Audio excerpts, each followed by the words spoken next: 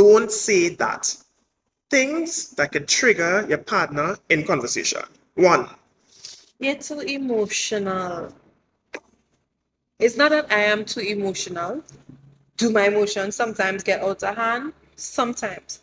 What really it is that as women, we are able to articulate what we feel very well. And that is sometimes misconstrued to being over emotional.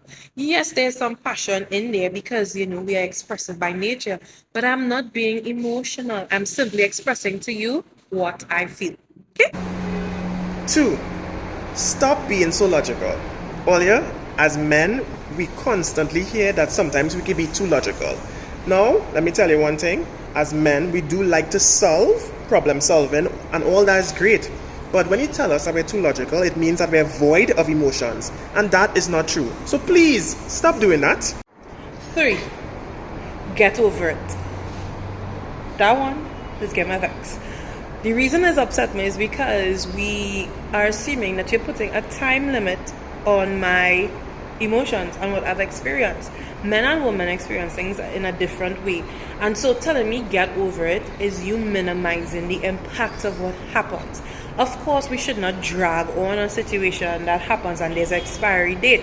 But do we honestly give each other enough time to really process what happened? So you can't expect me to just bounce back so quick. In my mind, I nearly make a jail a few times. So telling me get over it is not validating the fact that I felt strongly, and in my mind, I'm trying to reason through what happened so then I can return to normal. So stop telling me get over it. I'm going to need some time to process it. The last one for this part 1 is the generalization of I don't ever. Earlier, let's stop with the generalizations, because you want to know why? For example, in our household, my wife is the cook, but I am the sous chef. So if I was to hear her say, I don't ever see you help, that is going to trigger me, because I know I just help cut up, I just help grate, I might season a meat, so I'm still contributing.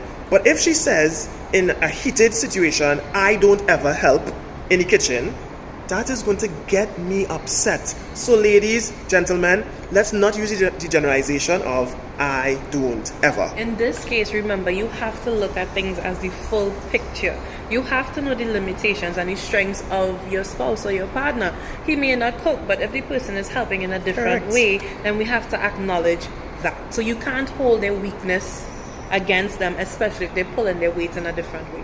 Yep. So if you have anything to add to this series, let us know, hit us up, and we will continue in future ones to come. Later.